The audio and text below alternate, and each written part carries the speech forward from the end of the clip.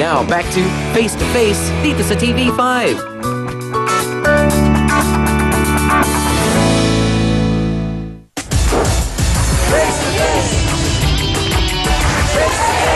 Siya daw ang mahal. Hindi siya 1, hindi siya 2, pero ikaw ang mahal nung Jojo. Anong meron yung Jojo? Bakit mo siya nagustuhan kahit na alam mong merong ganitong problema? Kasi napakabait niya sa akin. Lagi niya ako inalagaan. Mabait yung kahit kanino. Ilang taong ka na, Myla? Nag-25 po ako dito nung last Oh, week lang po. bata ka pa. Si Kuya Jojo ay 52 na, kung hindi ako nagkakamali. Wala naman po sa edad yun. Oo nga, yun nga, susunod kong sasabihin eh. Pasensya ka na. Alam ko, walang kinalaman ng edad pagdating sa pagmamahalan. Pero bakit? Kasi po sa lahat ng naging karelasyon ko, siya lang po talaga yung nag-alaga sa akin. Oo, yung mga dati mong karelasyon, hindi naman ganun katanda. Hindi po, bata po talaga. Iba po talaga. Talaga nung kasi may kailangan sa'yo. Eh, baka alam mo sa'yo, iniwang ka na eh. talaga. Gawa ka Okay. naman. Taon, mapatol. Di wala nga itsura yan, fresh na fresh ako. Okay, sandali lang, Myla. Yung mga magulang mo, buhay pa naman. Apo, buhay Okay, pa. alam nila itong relasyon mo kay Mang Jojo. Alam nila, nung sumugod yung nung laki-laki ng mata na yan. Hindi mo alam na may tata si Mang Jojo sa Hindi. buhay niya? Bakit? Ang alam ko talaga may asawa. Okay lang sa akin kung asawa sana yung sumugod eh.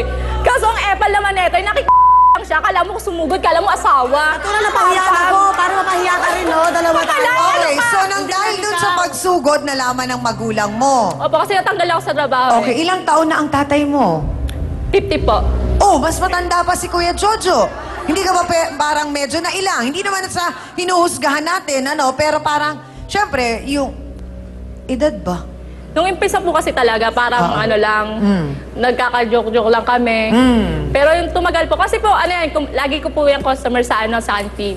Tapos magbabayad ng 500, tapos hindi na kukunin yung sukle. Keep the change! Baka naman 499 yung bill. Oo nga, oo nga. Magkano madalas niya kinakain, Hindi, in-order? hindi naabot ng 200 niya eh. Hindi umabot ng 200, tapos keep the change. Tapos nagte-text kami, ang bait-bait niya sa akin. So, Oo. basta sobrang bait niya. Gwapo Kanya- ba si Kuya Jojo? Para sa akin, oo. So, ikaw na mismo rin ang nagsabi na natanggal ka sa trabaho, Myla, dahil sinugod ka dahil ni nagpapampam Tata. siya eh. Nagpapampam siya, sobra eh. Epal talaga eh. So, kung akala mo ang sumugod sa'yo ay yung asawa ni Jojo. Hindi. Pero alam mong hindi siya yung Hindi, asawa? alam ko hindi siya yung asawa. Oh, Pero di ka ba nagulat? Na parang Sobrang- niloko ka rin ni sobrang Jojo? nagulat ako. Hindi, Sobrang niloko ka rin ni Jojo noon. Kasi ako tanggap ko na talagang kabit ako eh. Tsaka Oo. alam ko naman na walang patutunguhan yun eh. Pero nung bandang huli sabi niya ako yung mahal niya, ito nagpapaambam, siguro di na sa kanya pupunta eh. So, diretsahang tanong, sandali lang. Diretsahang tanong, Myla, talagang masisiguro mo na ikaw ang mahal. Oo, alam ko. Bakit? Kasi sabi niya sa akin yun, tsaka nararamdaman ko yun eh. Ilang buwan na kayo? Magtatatlong buwan na kami. So bago pa lang! Hindi ba parang iniisip mo na, kasi pag bago pa lang, syempre lahat ng sasabihin na magaganda, sasabihin niya sa'yo para kung ano man yung Hanggang sa habol niya. nalalaman ko mahal niya ako, paglalaban ko siya. Pero doktora, hindi ba, madalas nating naririnig sa ating mga lola na ang isang lalaki, parang okay lang na siya ay babaero o maraming karelasyon, pero wag yung iisa lang. Kasi parang ang sinasabi, pag maraming babae o maraming iskabetche, walang siniseryoso. Pero pagka merong isang sineryoso bukod sa asawa, yun daw ay medyo delikado. Siguro kasi yung masyado kasing traditional yun, pero dapat ang isipin natin unang-una ganito, no?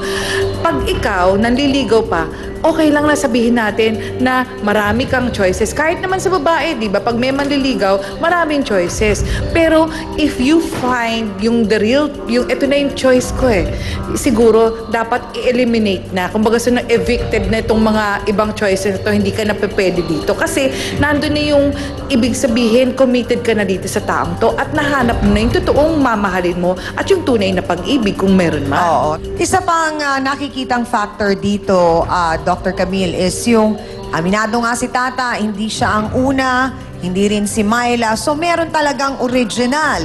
Baka kasi daw si original ay medyo may edad na at wala nang hilig sa something-something. Kaya si Mang Jojo naghahanap ng ka-something-something.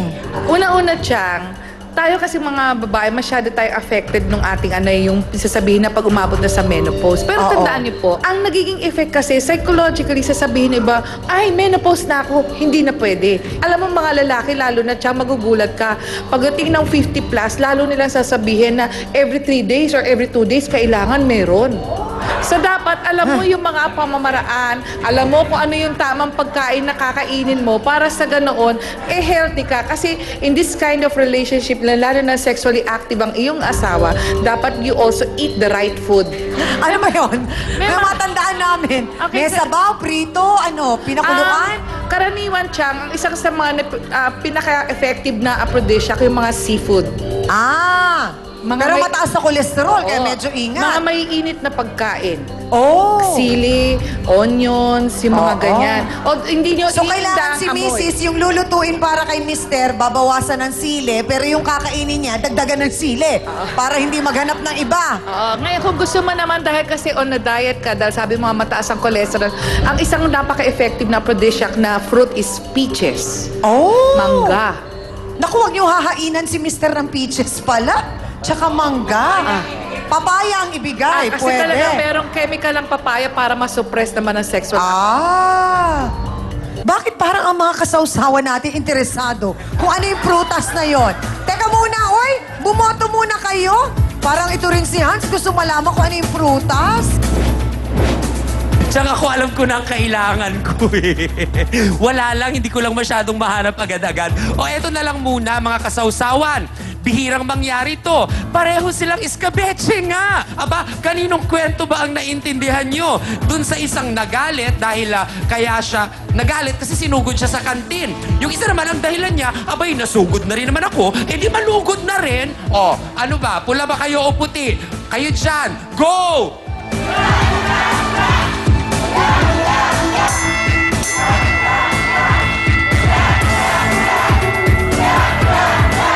Aba, mukhang nakakalamang si Myla ang binibini ng kantin. Dahil mas marami ako nakikitang pula. Parang hindi naman nga kasi nasabi sa kanya nung lalaki na meron ng tata. Yan ang ating boto, Hans. Father image nga lang ba ang meron itong lalaking ito kaya nagkakagusto si Myla? Pero sabi naman ni Tata, mapagmahal daw kasi at mabait. Ano bang meron ang lalaking ito? Narito, si Raimundo Jojo Canto. Pasok! Face to face! Face to face! Face to face! Face to face! Mang Jojo! Sandali lang. Una po sa lahat, bakit kayong parang bula na wala sa piling ni Tata? Nawa na po siya. Kasi po, yung may asawa siya pagka yung kamag-anak ng asawa niya, sinabihan ako baka bumalik daw yung asawa niya. Aho. Kaya dumidistansya ho ako sa kanya. Kaya lumayo na kayo. Bakit Opo. hindi po kayo lumayo ng maayos at nagpaalam? Alam niya rin po yun. Sabi ko, baka di pagka mukhang malabo na So tayo. parang ang sinasabi po ninyo, si Tata ang ayaw makipaghiwalay? Opo, ayaw niya. Sa akin ang mangyari sa kanya. So ang tanong ko rin po, bakit kayo sa pula ngayon umupo? Totoo po ba ang sinasabi ni Myla na siya ang mahal ninyo? Opo. Sandali! Sandali! Aalamin nga natin kung totoo ang sinasabi ni Mang Jojo na si Myla ang mahal niya at tila bagang iniiwasan na niya si Tata pero hindi ito kayang tanggapin ni Tata. Magbabalik po ang Face to Face. Itong nabalitaan niya po itong si parang pinagbantaan niya ako, nandun papakita niya sa akin, naghahasa ng itak. Pagka napuno daw siya, itatagaraw ho sa Sino akin. po? Si Aling Linda. Oh, di ba kayo kinabahan? Kaya hindi na ho ako umuwi, baka makatulog pa ako sa amin, tagain ako. Kayo gawa milagro, takot, aputol, agising, alana.